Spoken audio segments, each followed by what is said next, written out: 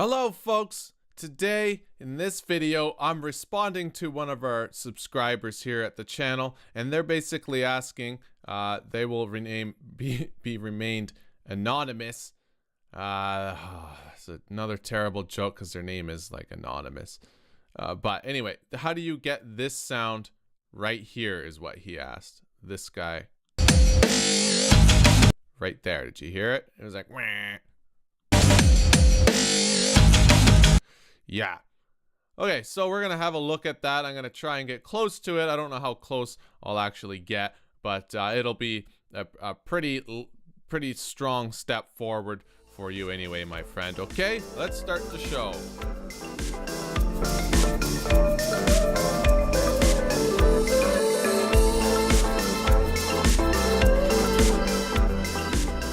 Okay, let's have another listen to this again. I mean, to me, that's right off the bat. I thought maybe that's a time stretch thing, or maybe it's like a sample cut up really thin, like into slices, and then played really fast or something. But then you have like that kind of bend upward, and then a little vibrato thing happening. Listen, right? So how do you achieve all that? Well, all I did, and as close as I've gotten, is I've loaded in, I loaded up a sampler, and in the sampler I basically found a drum loop. It's a pretty damn big drum loop, see? But I've gone in and just singled out one snare drum hit, right there, okay? And then I just put on the loop and the key track, and I brought them close together such that they make a tone. So it's not exactly what it sounds like, but it's definitely at least part of the technique that they used. And the other thing I did was, in order to get that bend and vibrato, I put an LFO set on sine wave with, you know, a hertz around there, and I modded the pitch such like a hair, like barely anything, okay? And then I right clicked on this, mapped it to my mod wheel, okay? So now I have my pitch bend wheel, which will bend the pitch, and my mod wheel, which will add in a little vibrato there. And on the end, I just EQ'd a little bit, got rid of some of the low frequencies because that would make this sit better in a mix, because if you don't roll off the lows, then you have a lot of information down there that's going to conflict with it, and they don't have that in the video. And then I just tried to boost a little bit of something, but I don't know that I intended to leave that where it is. I just did that anyway. Okay, so this is what I have. Right, so you got that kind of, that staggery kind of gristly, abrasive sound, and you can bring in vibrato, and you can bend it, right? So, I mean, there's still something missing. There's some kind of glue missing there. It's a lot thinner sounding. Maybe I've closed this off too much.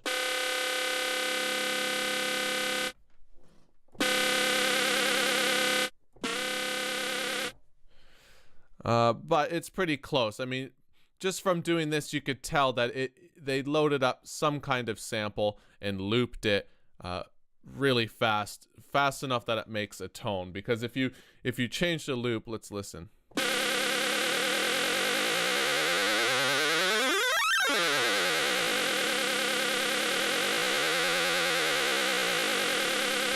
So I suspect what you could do to get that sound is kind of load up different samples. Snare drums seem to work well. I've tried a whole ton of samples. I've been working on this for a little while, just trying to figure out what it is that they loaded. And I think a snare sample works pretty good. They all work pretty good. I missed the initial attack bit because it's a little bit too much. But you know what? Why don't we just have a listen and give it a whirl.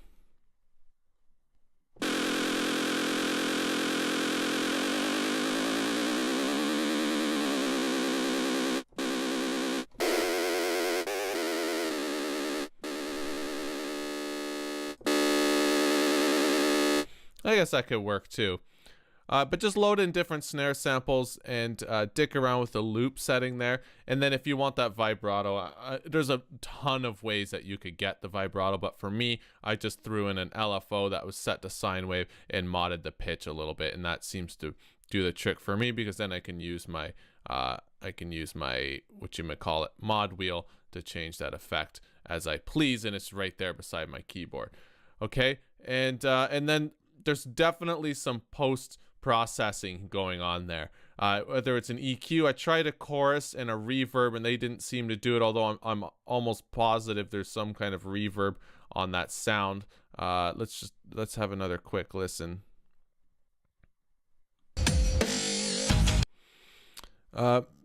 Maybe not reverb, but it's definitely pushed into the back. Maybe it's the fact that I need to have some high roll off, because that often makes things sound a little bit farther away.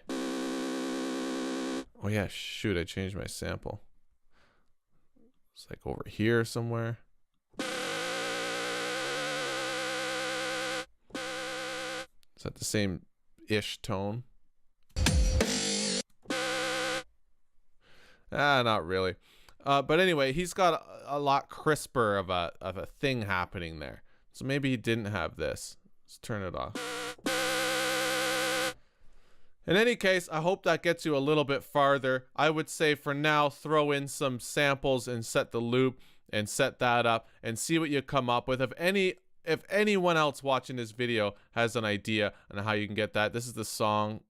Just remember this and check it out and let us know what you think might be making that sound, because that would be greatly helpful. It's so hard to tell how people make sounds nowadays, because you've seen my Get Weird videos. If I showed you that sound and said and nothing else and said, hey, well, how did I make this sound, it would take you some time to figure it out. So let's put our heads together and help our friend Anonymous out by figuring out just what the hell that sound is. But I think this is a bit of a step forward. Okay, all right guys, I hope that's helpful to you.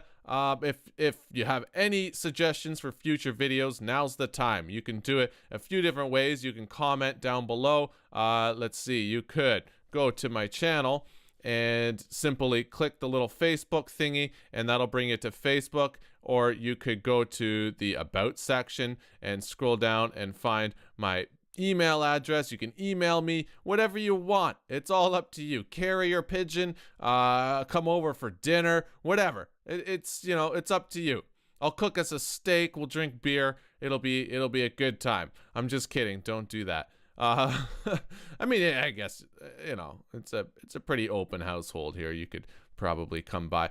No, you know what? No, I'm not putting that on the internet. I'm not opening that can of worms.